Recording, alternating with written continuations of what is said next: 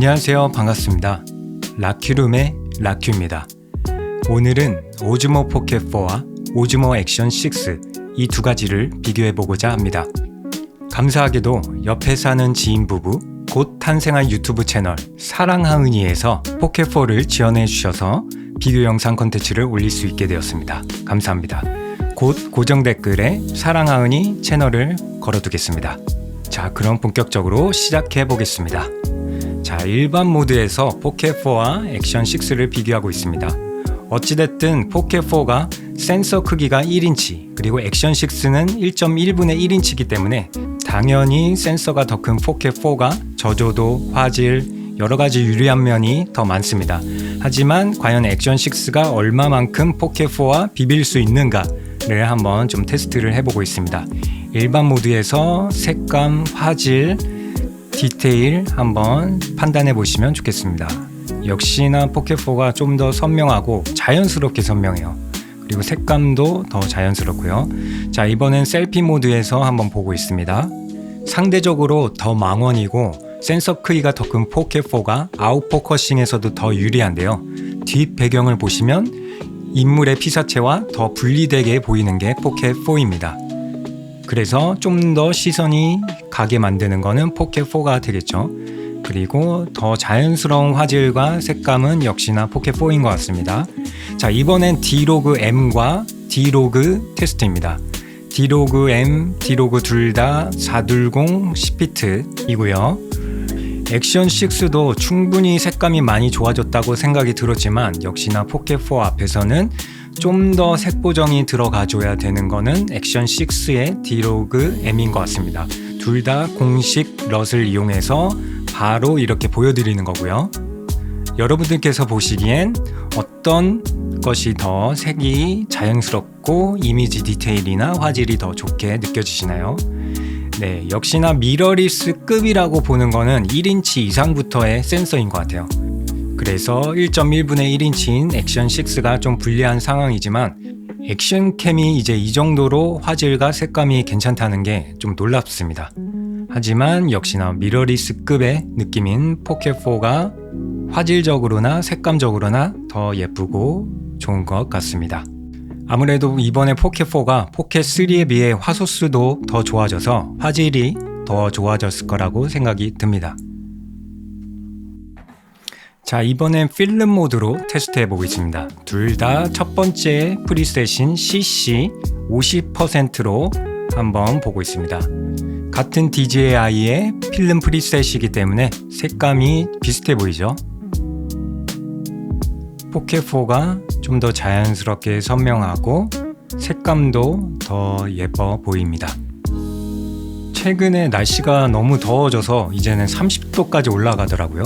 제가 이렇게 찍으려고 하니까 온도가 올라가서 당황스러웠습니다. 그래도 비교하는 재미를 놓칠 수 없기 때문에 무더위 속에서도 촬영을 했습니다. 자, 셀피 모드고요. 그 다음은 NC 50%입니다. 아까랑 색감이 그렇게 많이 변하지는 않은 것 같지만 두 번째 필름 프리셋입니다. 저는 액션 6가 정말 많이 좋아졌다고 생각이 들었는데 태생적 한계로 인해 포켓4에는 확실히 밀립니다. 하지만 액션 7 또는 액션 6 프로 같은 게 1인치 센서를 달고 나오게 된다면 어떻게 될지, 최소 초점거리도 해결할 수 있을지, 발열이나 여러가지 면도 다 해결이 가능할지 궁금해집니다. 이번엔 셀피 모드입니다. 포켓4가 아웃포커싱이 되기 때문에 더 피사체에 집중되게 만드는 건 포켓4겠죠. 액션 6도 저는 핸드폰보다 더 좋은 화질을 보여주고 있는 것 같습니다. 세 번째 프리셋부터는 이름이 갈리더라고요. 포켓4는 파스텔 50%, 액션 6는 TR 50%입니다. 그런데 이렇게 봤을 때 색감이 비슷해 보여요. 그래서 이름만 이렇게 다르고 똑같은 프리셋이 아닌가라는 생각을 좀 해보게 됩니다.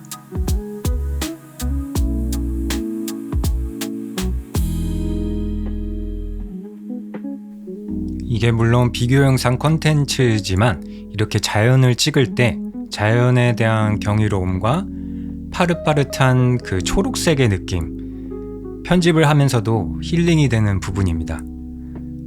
자, 이번에는 셀피로 해서 비교를 해보고 있고요. 자, 피부톤이 안 보일까봐 고개도 좀 들어봤고요. 비교해 봤을 때 포켓4가 더 좋아 보이지 않나요? 이번에는 똑같은 웜톤 WT 50%입니다.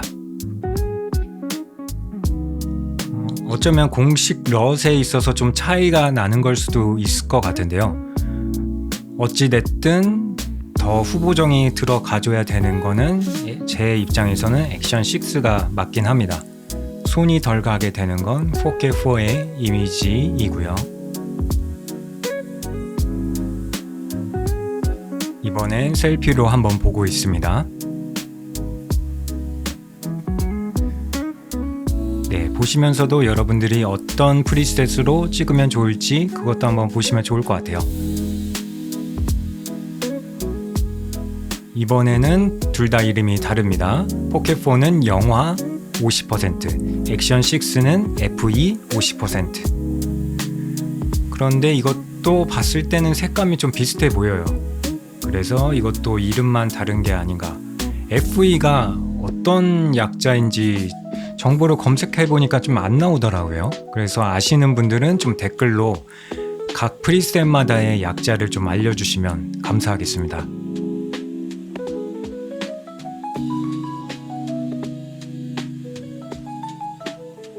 이번엔 셀피로 보고 있고요.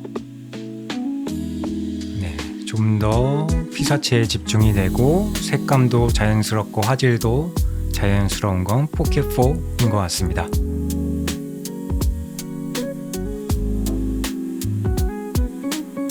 이번엔 포켓4는 레트로 50%, 액션 6는 MV 50%입니다.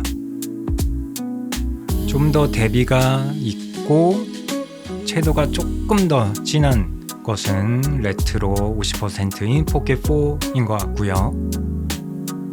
제 눈에 더 손이 덜 가는 건 포켓4, 역시나 포켓4인 것 같습니다. 여러분들께서 보시기엔 MV와 레트로 어떤 게 더 좋아 보이나요? 이번엔 셀피 모드로 보고 있습니다. 레트로와 MV.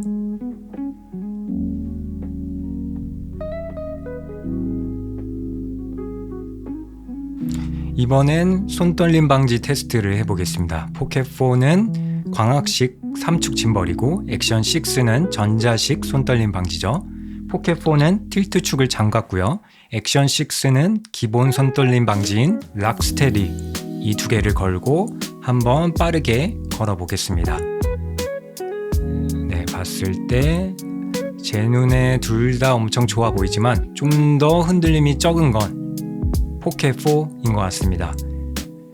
역시 광학식으로 잘 되어 있는 짐벌 느낌의 포켓4를 이기기 쉽지 않을 것 같습니다. 그래도 액션 6도 정말 훌륭한 손떨림 방지를 보여주고 있고요. 이번엔 셀피로 찍을 때 락스테디와 포켓4입니다. 저는 둘 다 충분히 훌륭해서 아주 만족스러운 손떨림 방지인 것 같습니다. 자, 이번에는 바깥을 향하게 해서 뛰어보겠습니다. 31도에 뛰니까 땀이 절로 나더라고요. 네, 비교해 봤을 때 조금 더 포켓4가 더 흔들림이 적은 것 같습니다. 다시 셀피 모드로 해서 뛰어보겠습니다. 네, 둘 다 이 정도면 정말 훌륭하지 않나요?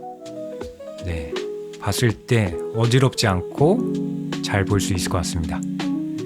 이번엔 액션 6 더 높은 단계인 락스테디 플러스입니다. 포켓4는 똑같이 틸트 축을 잠갔고요. 자, 빠르게 걸어보고 있는데요. 이젠 둘 다 정말 훌륭합니다. 그래도 조금 더 좋은 건 포켓 4인데 액션 6도 여전히 훌륭합니다. 자, 이번엔 셀피 모드로 해서 다시 빠르게 걸어보고 있습니다. 둘 다 참 좋은데요.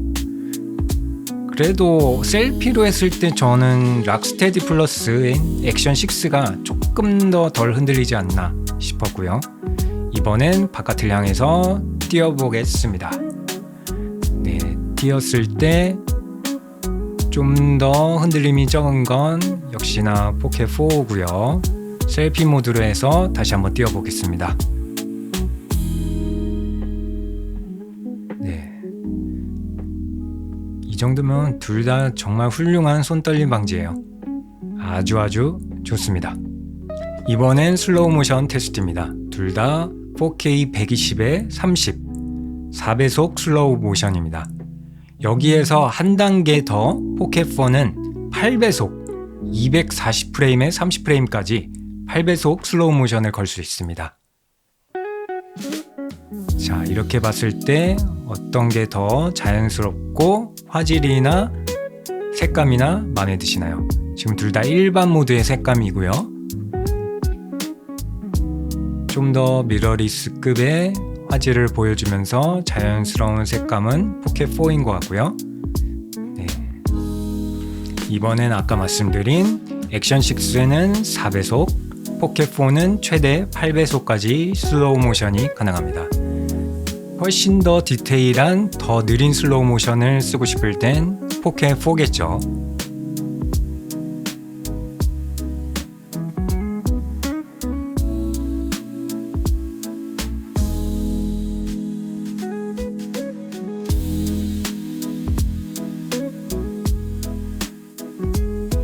이번엔 촬영 중에 줌을 할 수 있는 것을 테스트해 보고 있습니다. 포켓 4고요. 2배 줌, 4배 줌까지 가능하고요. 액션 6도 2배 줌까지 가능한데 녹화 중에는 줌이 되지 않는 게 액션 6입니다.